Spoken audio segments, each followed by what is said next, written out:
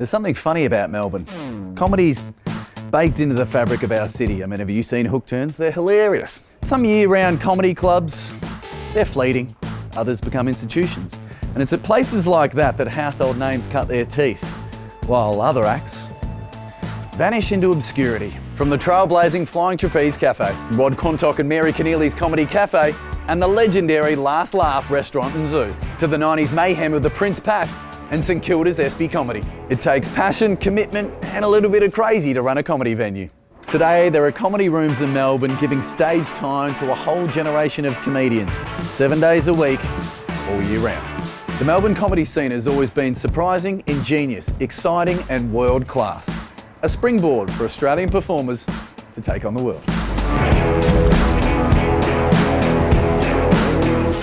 What a thrill. What a thrill it is to be here. These bitches cannot take away our rights to call each other curries. Doesn't matter. Hope this gets cut out of the fucking documentary anyway. Get that bitch a stipend. Here I am loitering along Exhibition Street because I'm out the front of Cooper's Inn. It's a sweet little gig that runs on a Friday by two guys who are great comics and good dudes. Plus, it's got something every comedian loves, and that's sweet drink specials. You're probably making fun of me already. Being a comic yourself, and then you think, I'm going to run a room, did you know what you were getting yourself into? Running a show, you sometimes put in awkward positions, and so I have tried to always slowly bring new people up, and they do as good or better than all the old heads because they're actually, you know, caring. Trying. Yeah. Still care. Make or break, man. We should probably get sorted. Let's do it. Yeah.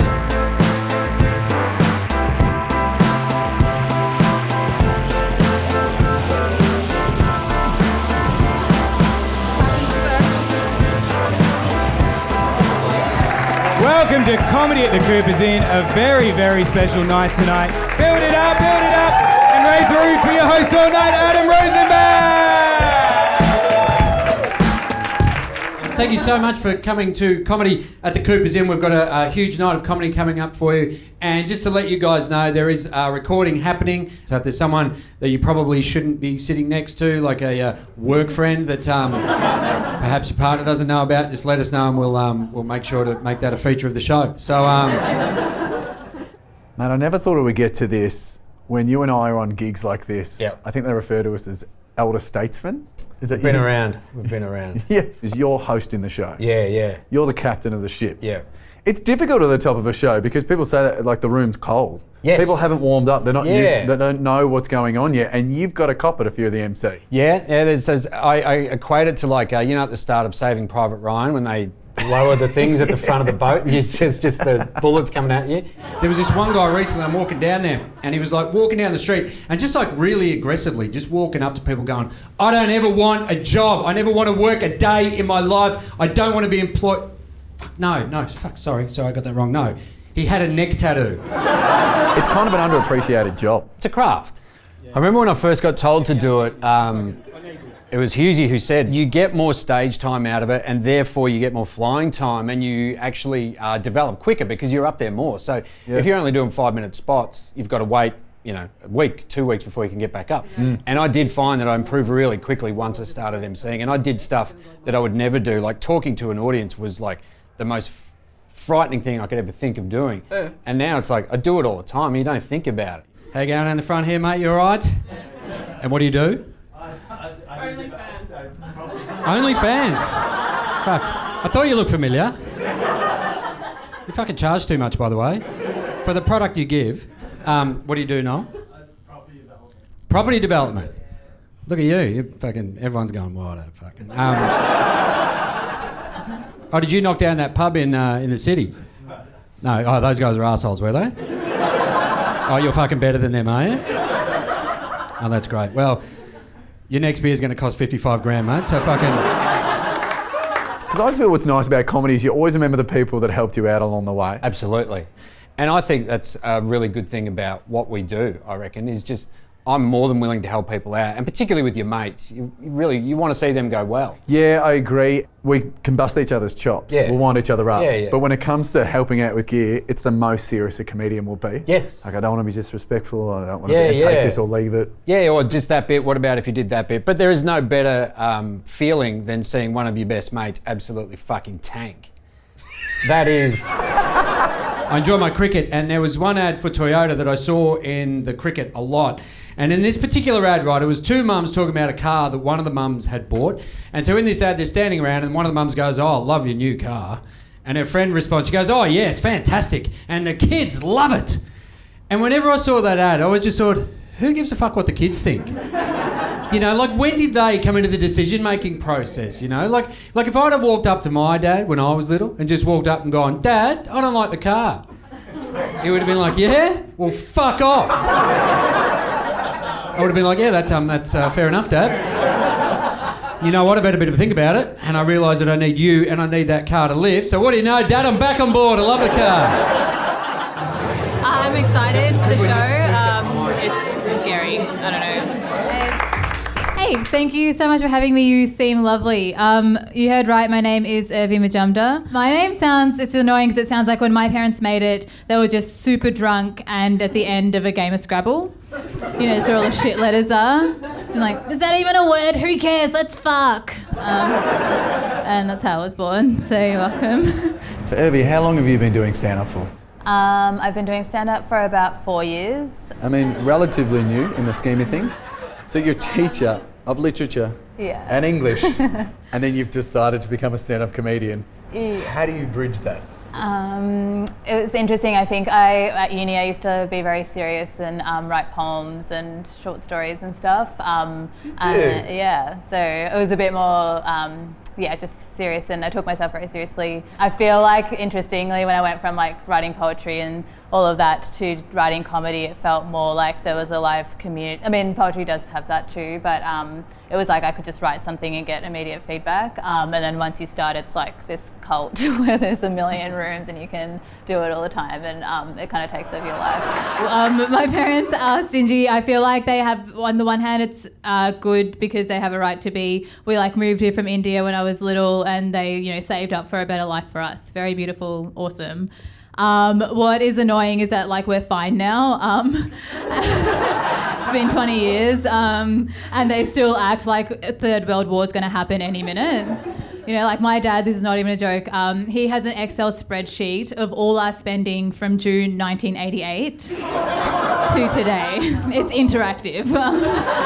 He's very proud of it.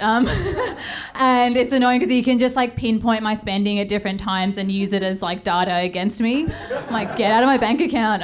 Like, seriously. No, this is what he sounds like. I'm going to do his accent, but I'm just warning you, it sounds racist. Even though I'm Indian, I'm not allowed to do it. It just makes me nervous. Anyway, this is him. It's like, "Urvi, you spent $5 on ice cream in June 1988, and now you're spending $50 on Uber Eats." Anyway, that's what he sounds like. I have to watch YouTube videos learning how to make an Indian accent. It's fucked up. But that's like colonialism and not me, okay? So it's fine. Are you going to perform like material you've done before, or are you going to try out some new tonight? I think I'll do a bit of both. It's a bit tricky because we're trying to like cram all of preparing for Comedy Festival into 1 month now until the shows start. So I'm trying to perfect some stuff that I probably just wrote like last week. So I feel like I'm enjoying that at the moment though, because audiences are being pretty sweet. Still haven't worked out a punchline for one joke, but we'll just see how it goes and hope that something comes in the minute. I sound like I'm being really reckless, but I feel like it's going to be fine. No, that's what happens. I think people don't understand that. Sometimes it only kicks in when the audience is there, when there's the energy in the room. Yeah, exactly. And sometimes I will I'll be like, oh, the alliteration of that line's gonna get a huge laugh, and then you get up there and do it and it doesn't translate. So it just depends on the night. I'll leave you guys on this. I've got a big important thing to talk to you about. It's okay, you can be honest, but does anyone here feel or see that I have a really big head? You probably do. You're probably making fun of me already. No, you're fine. I do. I know it's a big part of my identity, like literally a big part of my identity. growing up, I was always self-conscious about it because everyone told me I had a huge head, like my mum, my sister, my friends, everyone. And I remember, just like long, hot days walking home from primary school with like no friends, just looking down and the shadow of my huge head on the ground. And I'm like, at least my brain's my friend, I guess. Is this your first time back? No, I've been up, I think, once or twice since lockdown. Maybe once since lockdown. The first time I got asked to do Coopers, I was really nervous. It's sort of like, you've got your big kind of good rooms in Melbourne where you're gigging with the best comedians. That happened with me, with Anne Edmonds. She's like everyone's hero. And she hosted 2 of the Raw gigs that I did, and I was like so emotional. I sent her this like crazy Facebook message after. Yeah, she's got that. But she was really nice and said, "Relax, it's going to be fine." I can't believe I'm admitting this like a lot. Established comics will get up, try stuff out in a room like this. Yeah. And I can see sometimes the nerves of newer comedians thinking, I've got to follow this comic. We're all exactly the same. It's tough. You don't know where the laughs are. You think there's something in it. We all come back to the same baseline when you're starting out with new material. Let's make it happen. And welcome to stage Tim Hewitt. It's great to be back. I don't know if you know this about comedy, but on the essential worker scale, sort of first out, last to come back. Stand-up comedy. The sort of first week back out of that second lockdown was good because we were literally playing to audiences of 10. And the ratio's not ideal, 2 of them aren't into it, you're losing them, That's 20%, fuck, I'm freaking out. I did a gig that was that size, 10 people, and people were just so stuffed for stage time that Hughesy did it, which ruled. I think it's a while since he's played to 10, and he was pacing around in the green room, and at one point he just goes, "Are they a good 10? But the fake hedge, did you steal that from Spring Carnival? There's a real horse racing energy to the massive neon sign, and that's Bretty's area. He loves the very, very, very specific about his look. I feel like now we need a shot, not just of the room, but of Brett Blake to show you that a man with a massive mullet cares extremely about how a place looks. Passionate about the candles on the table. He's like, "Oh, it's the lighter, we need to do it." I'm like, "Oh, is he? He loves it, mate." Sanitize work here as well. I merely just muck around with the lighting and get drunk and then be a massive inconvenience to the show. That's pretty much every Friday.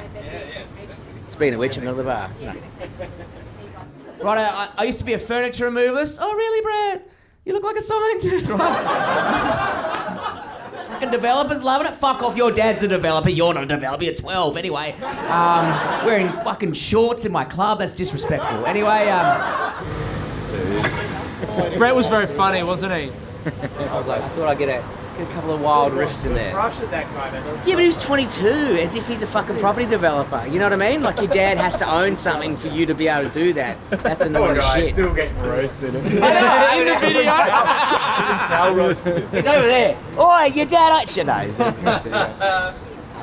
You're on next, so don't fuck up, bro. Otherwise, you'll be permanently banned from... It's taken me a long time to climb this ladder. That's all I'm saying. I can't afford to fuck this up. Get that applause going. And welcome to the stage, Aidan Jones. Woo! Yes. Always with comedy, I think people forget how much we love comedy as stand-up comedians. And today, I believe is your 30th birthday. Correct. And you're doing a gig tonight. I'm doing a gig, and I'm stoked. That's all I want to do. I'm half Colombian, actually, the brown skin. Don't know if you can see it in the lights. Yeah. My mum was backpacking in South America when she was 22, and then she came home and was like, oh. Whoops. And not a lot of Colombian. Like, I never met the guy. I never met my biological dad, but I don't really know what it means to be Colombian. There's no like Colombians in Adelaide. There's no community for me to be a part of and understand. Like, there's a lot of Greek people. That's the closest in Adelaide to Colombians. Just Greek dudes my whole life coming up to me like, bro, what's like your ethnicity? Like, cause are you Greek, bro? They're really like, are you Greek? Ah! I'm like trying to explain, actually my biological father's from Colombia. They're like, Colombia. So you're Greek. Yeah! Grab your, he's Greek. Jimmy, I told you there. Like, what would be your average gigs a week? Like 10 Melbourne, 10. I reckon. In 2019, me and I believe you know Pete Jones, we were competing, and we drew 610 for the year, but that was too much. That was the first year, I think, when I was like, I really killed myself by the end of the year, and I let my ego get in where I was like, I just want to beat Pete, you know? In the last like 2 weeks of the year, I like made myself sick because I was working a full-time job, and then I was trying to do like 3 gigs in a night or whatever, and I was like, you know, just burnt out. And my housemate was like, man, just, it's okay. Like, remember how comedy's supposed to be fun? And I was like, oh yeah, that's right. Is there a difference between Melbourne audiences and audiences, if not in Australia, around the world? Sure. Melbourne audiences seem to very much, they give you a lot of time. Like, I lived in London for a couple of years, and London, it's like, give us a joke right now or you're done. Whereas in Melbourne, they're like, if you give them a joke straight away, they're like, whoa, I don't even know you, man. So that it's like, it feels like they have to like you, and that's almost more important. And then if they like you, you can get away with doing like a 2-minute story, and like maybe there's not even any punchline. I mean, you know, you hope there's a punchline, but sometimes it's just like, hey, wasn't that nice? My dad taught me, I love my dad, he's a great dude. He taught me about fighting. My dad's a big guy and he could fight if he wanted, but he always said, if you're going to get into a fight, you don't want to, because it's like people will really mess you up.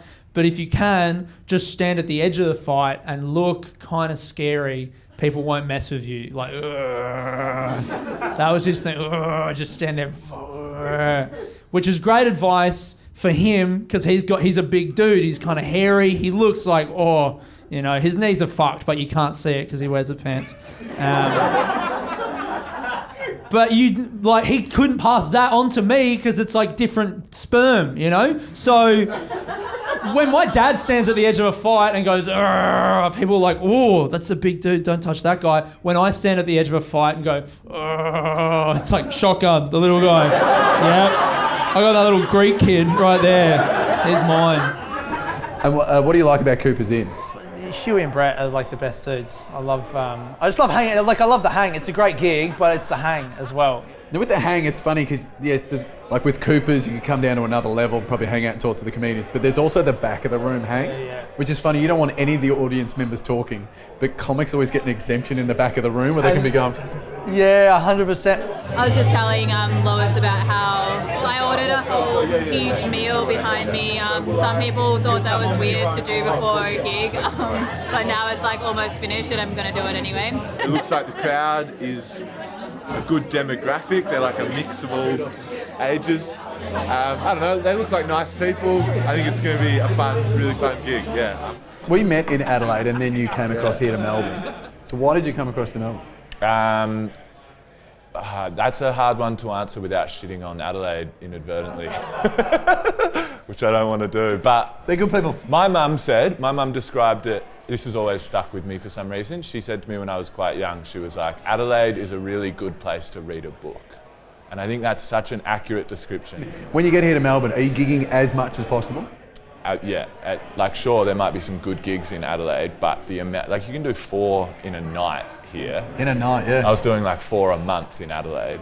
Because a lot of people don't realise, we are working predominantly on the same jokes, just getting them better, trying to craft them. And by that 4th gig of the night, there's a slight insanity to it. Absolutely. I think the most insane thing that I've noticed is that when I do a joke for the first time, often it goes really well. Because I'm nervous about saying it out loud for the first time. And then I'll spend the next few months trying to recapture the exact reason that it went well that first time, but it's never as good. So I'm like literally going word for word. Like I might have said something that was just coincidental on that night, and then I try to say it again in 6 months in a completely different context. I think that's psychotic. Fuck, I regret saying that now. I've just exposed how disingenuous my comedy is. No, it takes practice. It takes practice. If we pull behind the curtain, it just takes practice. A lot of practice and a lot of fine tuning stuff.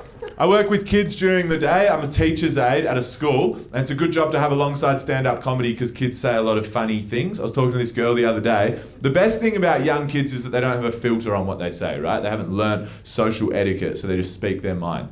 I was talking to her. She's 8 years old. She was telling me that she's 8 years old, and then she wanted to ask me how old I am, but she was sort of dancing around. She didn't know how to formulate the sentence. She was like, how many years, what year, how old are your year? And then eventually she was just like, when are you gonna die? How good is that? That's beautiful, isn't it? Mate, do you like performing at the Cooper's Inn? I love it, yeah. I love this room. The first time I ever did this room, I was really nervous because Becky Lucas and Anne Edmonds were on, and they both destroyed, and I went on and I got off stage and both of them had gone downstairs to get a drink while I was on. Yeah, I get really, really insecure. I've nearly quit comedy so many times, just from bad gigs. Just leaving the gig, calling my friend, I'm stopping, I'm not doing it anymore. Really? Yeah. Yeah, but I've seen you destroy. Do you go the other way? You should then walk up to him and go, double my pay. I'll just kill it. Fly straight to America. I'm doing the Comedy Store tonight. How do you think it's going to go tonight? If it goes badly, you're to blame. No, I won't be here. I'll be down having drinks with Edo and Becky. The best thing I've ever seen working with kids, this was a few years ago, I was working at a school and we had a reptile guy come in. You know, the person comes in, they show all the reptiles, they do it in all the schools. It's always great, always fun, the kids like it. And it started the same way it always does, right? So it was quite a big thing as well. There's 50 kids watching, all the staff are there, and this guy, he's showing the lizards and he's talking about the lizards. Everyone's like, this is a bit boring, mate. We've seen a blue tongue. Get to something that can kill you. That's what you want to see. You want to see like a croc. Anyway, he gets to the snakes. It gets more exciting. This is a completely true story. This is fucking wild. So he opens this, he's got a big sack, and he opens this sack and he's like to us, I've got 2 snakes in this sack, right? One of them is just a boring, basic carpet python sort of deal. The other one is like a rare, exotic snake. It's like really special. He's talking about it. He's like, yeah, I got it when it was really young. I'd sort of nursed it back to life. It had been hit by a car. I sort of helped it. You can tell by the way he's talking about this snake that it's like his best friend, right? He loves this snake. He opens the sack. He looks into it.